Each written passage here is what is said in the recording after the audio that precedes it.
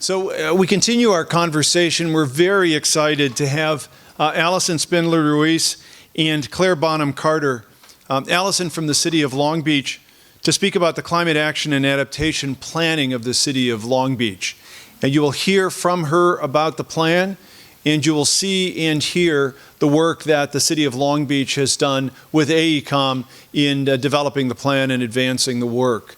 The intention of this and the next two presentations is to continue, if you will, almost drill down and look specifically at city plans, business application through the lens of real estate and more broadly in terms of business practice and business strategies and tactics.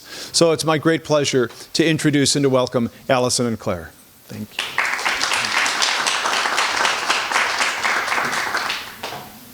Great, thank you so much, and thanks again for the invitation. So I'm going to just start off by telling you a little bit about Long Beach. How many people here have spent some time in the city of Long Beach? Great, good to see. So we're not as big as LA. We're not as big as LA County or city, but we are 52 square miles and a city of 470,000 residents. We would be the largest city in 42 other states. So being in California, we sometimes get shadowed, I think, by just how huge we really are. And you heard a little bit about that earlier. But we are still quite a large city. We rank at the top of some of the world's most livable, walkable, bikeable lists, depending on the list you look at. You can see here a picture of our beautiful shoreline. And you can also see in the background the port of Long Beach, which combined with the port of LA, 40% of all goods that come in and out of the country come through that port. We talked about some of those environmental justice issues earlier. And then in the foreground, you'll see some of our oil drilling islands as well. So you can see we have a confluence of all these issues. So to drill down a little, we kind of broke up our plan into both climate action and adaptation. You saw the plans a little bit earlier at a bit higher of a level. And just to get on the same page, climate action is really about reducing the future greenhouse gas emissions that we emit. This picture might look familiar to some of you, being stuck on the freeway. In Long Beach, transportation is our #1 form of carbon emissions. On the other hand, climate adaptation is about reducing the impact that climate change has on us, our systems, our behaviors, adjusting those to help reduce the health and safety impacts. All these pictures on the slide are from Twitter. They're real pictures of how climate change has already impacted us in Long Beach. On the left-hand side, you can see some pictures from a week-long power outage that took place in 2015 during an extreme heat wave where we had older adults living in high-rises where they had no electricity, they couldn't keep their food or medication refrigerated for a whole week. You can imagine how that really impacts our city and city services. If you're familiar, 70 cents of every dollar in most cities go to police and fire services. So when you have to have your police rescuing people from a flood, which is what's happening on the right, or firefighters going door to door, it's very expensive in addition to the health impacts. So what is a CAP? Our CAP is a plan to reduce our future greenhouse gas emissions and prepare the community for climate change, all while working to make our community a safer, healthier, more vibrant community. How will we do this? The CAP proposes a framework for creating or updating our policies, systems, incentives. We heard about land use earlier. Land use authority is one of the two major powers that the city has. We have police power and land use authority. So what you could build where, how tall, under what conditions, and how you do that is a really critical power that we have. So why develop a CAP? There's a lot of reasons. The first, again, is that climate change is already impacting us and our health and safety in Long Beach and across the globe. There's also a whole host of state laws that we're meeting by developing this CAP, both on the reducing our carbon emissions side and preparing for the safety impacts of flooding and heat. It'll help us be prepared. It will guide future development projects and regulations. It'll help us go after a whole lot of funding. The state in particular has a lot of funding to help cities do these type of projects. And then our mayor, like the other leaders you heard about earlier, has committed us to being in the Paris Agreement and other leadership things like the Global Covenant of Mayors. We have a lot of goals for this CAP. They're listed on the slide. But really the idea, again, with that triple E bottom line that Gary mentioned earlier, is to help address economy, equity, and environment through a holistic approach, and to help actually create a greener economy, make our community more resilient, create more access to quality green jobs, and to also get businesses and community members involved in the process as we update our own city regulations and practices. One of the ways we worked with the community early on is we engaged with our scientific partners and university and research partners in actually doing the technical side of the work that Claire's going to talk a little bit about more in a second. On the left, you can see the list of our 13 scientific working group members. I'm sorry we didn't have an LMU person on here, maybe next time. But we did have Cal State, Long Beach City College, Air Quality Management District, and other local scientists who helped give us the research and validate our methodologies. In the center, you can see where our emissions come from. Again, half come from the transportation sector, and then 45% from our buildings. And we have really aggressive reduction targets shown on the right that we are seeking to meet through the year 2045. One thing I'll note that came up earlier about mega regions, 76% of Long Beach residents commute out of the city to go to work, and 78% of our residents commute in to Long Beach from other cities. So when you think about, you could build all the bike lanes you want, but if you live 50 miles from where you work, that's going to be a real challenge. And now I'm going to turn it over to Claire, who's going to get a little bit more into the technical work that AECOM has helped us with to really understand our climate vulnerabilities and how climate change will continue to impact us in order to help us develop the plan. And then I'll talk a little bit more at the end of what we've been up to and what's ahead. Actually, I want the pointer. I'm going to use the lectern because I feel like a kind of game show host over there. And that feels a little bit weird. Who here has heard of AECOM?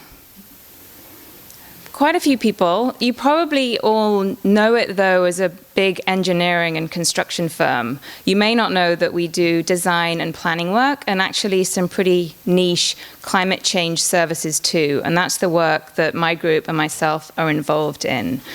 And we bring technical expertise in both the climate mitigation and climate adaptation services that side of the CAP that Alison was mentioning. So expertise in that greenhouse gas inventory work, forecasting and target setting, thinking about, well, what type of actions can the city put in place to reduce those emissions across building sector, across transportation sectors. And then on the adaptation side of things, we bring expertise, particularly in understanding sea level rise, mapping and modeling, and vulnerability assessments relating to that.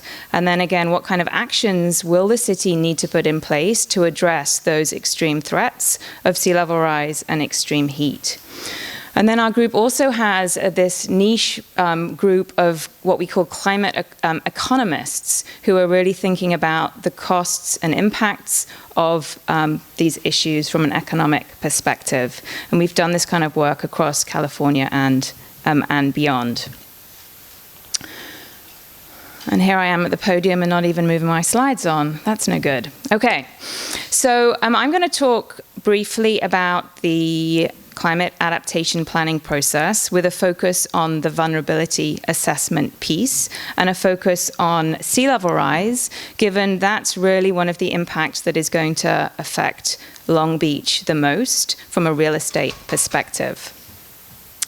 So this is the cycle that we go through, or the steps we go through when we're doing a climate adaptation planning process, starting with really understanding the science, what those climate scenarios are going to be, understanding the assets that you have that you're concerned about, and then using that information to inform a vulnerability assessment where you think not only about the exposure of those assets to climate, but also how sensitive they might be and what adaptive capacity they have to those assets, to those impacts, sorry. And then that feeds into a risk assessment, which helps us really prioritize which assets, which parts of the city should be focused on first, given the immensity of the task that the city has in hand, which will lead to us planning adaptation actions. The center of this is stakeholder engagement. Alison mentioned this a little bit already in terms of the business community, the scientific community that get engaged, but the community itself is also essential, and Gary earlier alluded to how important that is as well. So at the start of the project, we really dove into understanding the key impacts that Long Beach was facing. And as I said, sea level rise is one of the major ones. I'm going to focus on that most today. Interestingly, when we started this project, the science was saying one thing in terms of projections. Shortly after we had sort of wrapped up our initial part of the vulnerability assessment, new data came out that changed those projections, which just gives an indication of how climate science is changing and how the monitoring part of that process is going to be important moving forward. Flooding and drought are two other impacts that Long Beach are going to face. We didn't look at those in so much detail, and I'm not going to go into those today so much. The extreme heat that I already mentioned that is going to impact nearly 300,000 of Long Beach residents quite significantly will also impact the existing air quality issues that Long Beach has. And I'm afraid, Alison, that we found an article just yesterday that put Long Beach as #1 at the top of the worst air quality in, I don't know if it was in California or in the US, which is something that is only going to get worse with climate change. We looked at a lot of different infrastructure and assets for this project. So the whole gamut of assets and infrastructure that makes Long Beach work, as listed here on this slide, we looked at as part of the assessment, and all of them, to some degree, will be impacted. Now, I said I wanted to talk about flooding, and I've mentioned sea level rise a number of times, but actually there are 3 different sources of flooding in Long Beach, not just from the sea. So riverine flooding, urban flooding, and sea level rise and coastal storms. And some of these images actually repeated from some that Alison showed earlier, and that's from the riverine flooding. There are a number of rivers flowing through Long Beach, and when the storm is high enough that stormwater outlets get blocked as well, that can compound the issues. Flooding can cause a lot of different impacts to the different types of infrastructure. It's not just city assets that could get damaged, but homes and businesses, damage to wastewater infrastructure, sewage backup that could then lead to public health impacts as well, also impacting the emergency services getting along streets to deal with some of these issues. Now, in a moment, I am going to show you a number of maps that show the exposure of Long Beach to some of these flooding issues. But I just wanted to highlight that exposure isn't the only component of the vulnerability equation. We do think carefully about the sensitivity of different assets to the impact, and also the capacity of the asset to actually react to the impact, whether it can be moved or relocated or repaired, and how easy that might be. So this is the exposure mapping of riverine flooding in Long Beach. And this is pretty incredible. The blue there is showing the 100-year flood event that Long Beach could face. And the brown color is the 500-year floodplain. Now, this is actually current day conditions, and we don't have the data to say what the future floodplain could look like, but it is likely that it will obviously get worse and change, and that 100-year floodplain turn into more of a 50-year floodplain. And you can see there all sorts of different city assets that have been mapped in those different colors, which are identifying critical city assets that could be at risk. So moving into sea level rise. So this map here is showing sea level rise on top of a king tide event and on top of a 100-year storm event, sort of a mid-level scenario for the end of the century, so to 2100. And I showed the zoom-in map for the west side of the city here as well, just so you could see in a little bit more detail the extent of the city that's going to be affected. And this was done using a USGS Cosmos model that shows a range of different impacts, including wave run-up and high tides. We looked at a number of different scenarios, and you can see those colors there on the right-hand side, from 11 inches of sea level rise, which is about a 2030 impact we could see, to 66 inches, which is more like the end of the century. And just to show you the zoom-ins of the other parts of the maps, this is the port of Long Beach to the west of the city, and they've actually done their own vulnerability assessment and plan, given the importance of the port to the regional economy, as Alison has mentioned. And then this is the sort of center part of the city here, which is the nearest to downtown, which is actually the least vulnerable. Now, you may ask why we looked at sea level rise on top of king tide events rather than just daily high tides. And these are just some images of king tide flooding that Long Beach is already experiencing, which gives you an indication of the importance of looking at sea level rise on top of these impacts, which could be happening several times a year, both in the spring and the fall.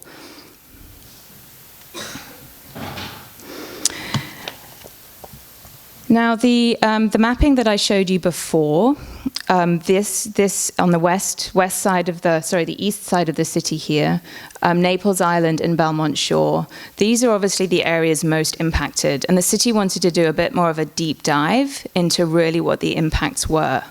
Now, the Cosmos model that I mentioned couldn't take into account some of the existing seawalls that protect some of these areas.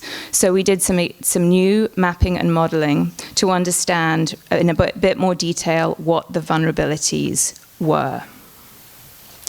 And you can see the dark blue, I hope you can see at the back. The dark blue is about 11 inches of sea level rise with a king tide on top, and there's really very little that's going to be impacted. And that's because there are actually existing seawalls that protect the city. However, a tipping point is reached when you get to 24 inches of sea level rise, and that's the aquamarine color that spreads out over much more of the city and impacts quite a few city assets and obviously commercial districts too. So this strip here is got a lot of businesses and restaurants in it and commercial activity, which will be impacted by this 24 inches of sea level rise plus a king tide. And also highlighted, you can see a number of other important city assets, including a fire station right there in the middle. And some of the additional work we did within the vulnerability assessment was really to drill down in quite a lot of detail into which city assets were impacted. And if you just look at the top line of this table here, fire stations, and you can see that there are quite a number of Long Beach fire stations that will be impacted by this flooding, and those are emergency service vehicles which will be needed to help people during such events. So definitely an issue for the city to think about. Now, we did a small study on the economic impacts of sea level rise, primarily to the city buildings. But I wanted to share with you just one aspect of that research, which related to beach recreation, which is a key part of the sort of economic engine, if you like, of Long Beach. So this table is just illustrating the potential impact primarily from beach erosion that will be caused to Long Beach by about 2030 under a sea level rise scenario of about 11 inches. And you can see that that could be 20 million a year of impact to the city, and by 2050 that could rise to 88 million in terms of economic impact. So something very considerable both for the city and for local businesses to be concerned about.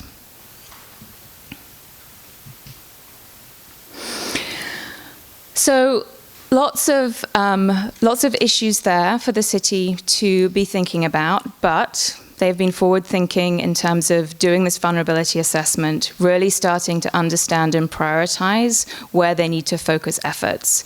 And in the plan, which is forthcoming, this is actually a plan that's under development, so we don't have nice images yet to show you.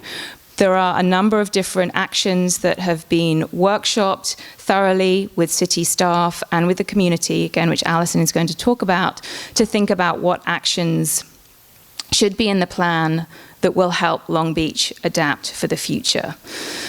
And these have been broken up into shorter term and longer term actions for many reasons, but primarily because we don't know quite how fast these things are going to happen.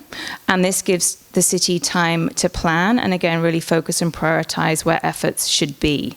But in the short term, incorporating sea level rise into future plans and policies and regulations, so anything that is built or planned going forward will have these issues in mind. It's critical. Updating the flood plan management ordinance for similar reasons. And really thinking about the beaches. You know, that table I showed you before, which is shows the economic impacts of the beach being eroded in the way that is predicted. So what should Long Beach do to try and stabilize those beaches as long as possible is a key thing for them to do in the short term, as well as really monitoring and understanding what the flood impacts are going to be, so that that future plan in terms of an adaptation pathway that they want to follow can be developed. And that will then help with the longer term bigger moves that the city may have to make around relocation or elevation of critical buildings. This is a diagram of some of those potential bigger moves in terms of elevating roads or streets and building walls. And actually a quick anecdote about one of the public meetings that was held. Naples is a very wealthy part of Long Beach, and I was talking to some homeowners that lived there who were really very practical about potentially the need that maybe they wouldn't be living there for that much longer. Maybe they wouldn't be their children would not be inheriting their house moving forward, but also they were appreciating the fact that maybe the city of Long Beach shouldn't be responsible for paying for defense of this island, so for elevating streets or paths to protect it. And maybe there would be a need for some special finance or tax district to help pay for those efforts. So the whole financing and funding component of the cap is going to be very important moving forward. And then just very quickly to end, I wanted to mention extreme heat, because it is the stressor that is going to impact more of the Long Beach community, given not everybody obviously lives by the coast. And you can see in the graph there the incredible increase in extreme heat days and heat waves that could be expected both by mid-century and by end of century. And that obviously impacts those who are more vulnerable in the communities, the old and young particularly, those that may have respiratory diseases, those that may work outdoors. And it can also cause damage to infrastructure, particularly transportation. LA Metro has got its own climate action and adaptation plan, and they are particularly concerned about extreme heat and the impact that it could have on its trains and buses, physically as well as their passengers, and how they'll need to create extra facilities, shade, etc., provision of water to make sure that their passengers can travel around safely too. This is a map similar to the ones that I think Gary was showing, relating to extreme heat impacts in different parts of the city alongside vulnerable communities. So the areas in red here indicate the areas of the city where both extreme heat is going to be felt and the most vulnerable populations are. And we were mapping existing cooling centers and parks to help understand what kind of future actions need to be put in place to help deal with some of that extreme heat so that those 275,000 people can deal with it in an adequate way. I'm going to hand back now to you, Alison. Thank you. So as we're finishing up here, I'm just going to talk a little bit more about our work to center communities most impacted by climate change in developing our CAP for Long Beach. These are all pictures from our outreach over the last year and a couple of months. So we've reached almost 10,000 residents in our since June 2018 in our outreach, whether it's hosting special events or going to community fairs, trying to reach people where they are with all different types of ways of sharing this information. This can be a really challenging topic, but actually we found that Long Beach residents are up to the challenge and really want to start talking about what a different future looks like. It can be scary, the fact that the short answer about climate change is that we can no longer act like we have in the past in order to survive in the future, and that is scary, but it also creates some opportunity to think big, think differently, and that's something we like to do as planners. One specific example relates to sea level rise, which you just saw from Claire. We just have huge impacts, potential impacts related to sea level rise. One of the things we did after we did the vulnerability assessment was put together a sea level rise panel. We engaged one of our scientific working group members, a scientist who knows a lot about sea level rise, who runs the Aquarium of the Pacific in Long Beach, as well as a local architect who came together with me on a panel. We sent this postcard here to the 6,700 addresses who are going to be impacted by sea level rise by 2050. I don't know how well you can see it, but it says in bold and underline, you're receiving this invitation because the property here is included in the sea level rise vulnerability assessment. So you can imagine we got a good turnout for this event. Here's a picture from the event, and ironically, it was a huge rainstorm that day and the parking lot flooded, yet we still had about 400 or so people attend. Many more have watched the recorded session online. And it was a really interesting back and forth because you heard from the science saying, you better move, you better get out, your real estate is screwed. And then you heard from an architect saying, well, there are things you can do in the short term. You can flood-proof your home, you can create flood vents, you can elevate homes, but at a certain point with a certain amount of sea level rise, there's only so much you can do.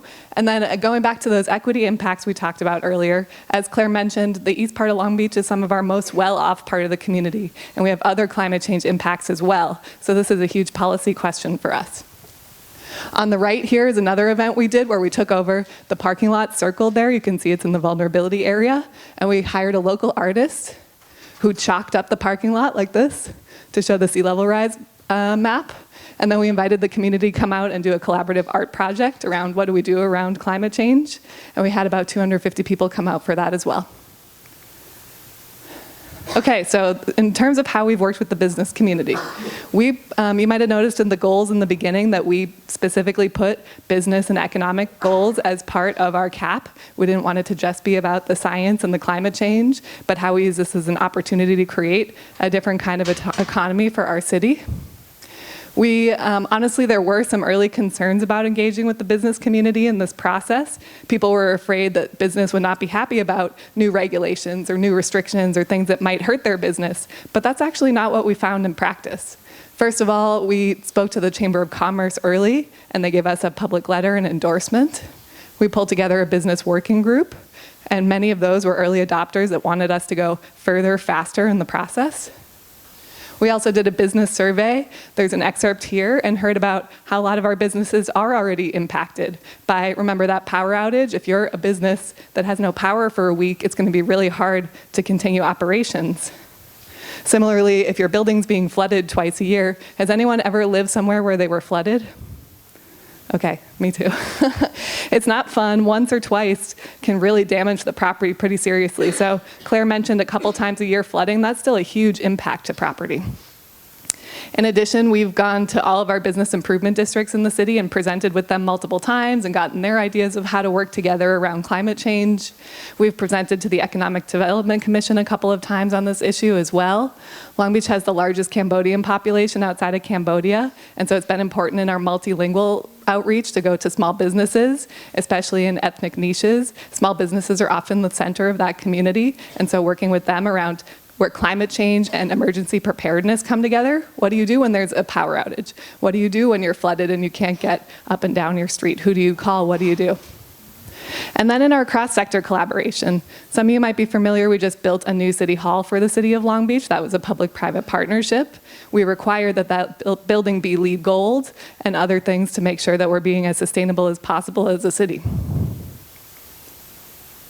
Okay, so coming back to the climate change and environmental justice issue, we've got a few maps here. Luckily, Gary already explained some of them, and so did Claire.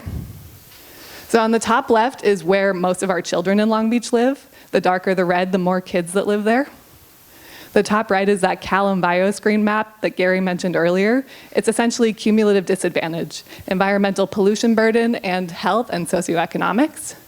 So these, you can see, most of our children already live in the worst off places in Long Beach. You can go 2.2 miles and go from being worse off than 95 to 100% of all census tracts in the whole state to being in the top 10 or 15%. Layer on top of that extreme heat and social vulnerability to climate change. And even though we are very worried about sea level rise right here, you can see why we're so worried about extreme heat as well. And so most of our children live in the worst part of the city in terms of climate change impacts. We already know that young people are going to inherit the climate change crisis, but in Long Beach, there's even more reason to center young people in this process, and that's what we've set out to do. Here are some pictures, some of my favorite pictures of students that have put together projects, have been doing science fairs around climate change, come out to our events and actually push some of their parents and other people how to do more and faster. And it's really important to keep them in mind as we do all this work.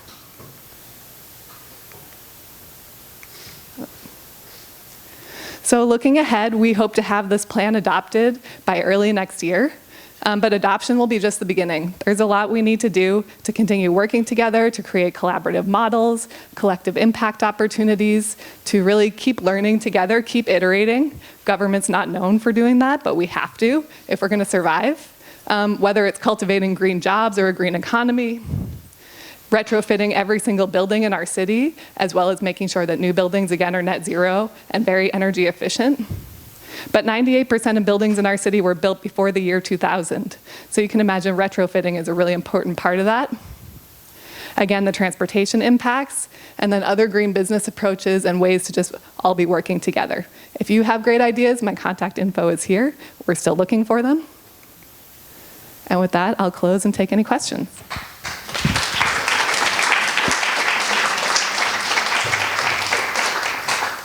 Any questions for our panelists? Jens. Yeah, what role does the National Flood Insurance Program play with helping cities deal with the sort of issues that we're facing? Did you hear the question? What role does the National Flood Insurance play in helping cities in their mitigation strategies?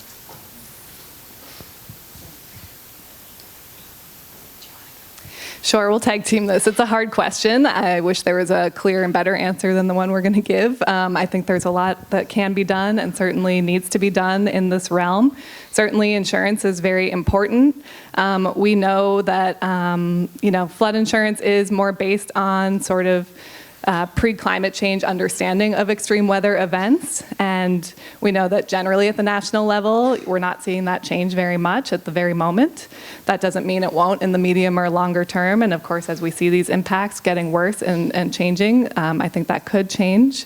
Some of the concerns we have as a city are around insurance. And in fact, you might have seen just last week, it came out in the New York Times that properties within a flood zone, within a sea level rise vulnerability sustainability zone are going for 15% less than the same equal properties that are not in that same flood impact. So we see huge, huge impacts there. And of course, for a city, your number one form of revenue is property taxes. And with our wealthiest part of the city about to go underwater, you can see why this would be a huge challenge for Long Beach. So I don't know if there's more you want to add there. I would just say right now it's not playing much of a role. I don't think that there's anything really to add to that, apart from that a lot of cities, that they are updoing, the FEMA is redoing a lot of FEMA maps, and in many places those maps are actually extending the flood zone, and that's leading to issues because the communities are fighting that because they don't want their property to be in a listed flood zone. So yeah, it's complicated. Just to add to the comment, I know in the both properties in Belmont Shore, I looked at the floodplain, and some of my properties in the shore that were under your floodplain, were required to have flood insurance, and it extends to just about 2nd Street. So there's a lot of exposure. In experience now, Yeah. in terms of the risk and how that's being managed. Mhm. Any other questions? One of the things I'd like to just highlight, and thank you so much for your presentation, is you pointed to a dimension of this that is inherent in the presentations that we've heard before, but you gave some specific Long Beach data really around environmental justice and the fact that those who have the fewest resources are the most vulnerable to the issues that we're anticipating. And so that fundamental question of justice and how to think about that in terms of vulnerable communities is an important dimension of this as we look at the ethics of this. And thank you for highlighting that, both in the communities and in the faces of the children that are so deeply part of the concern that you're highlighting. Thank you so very much.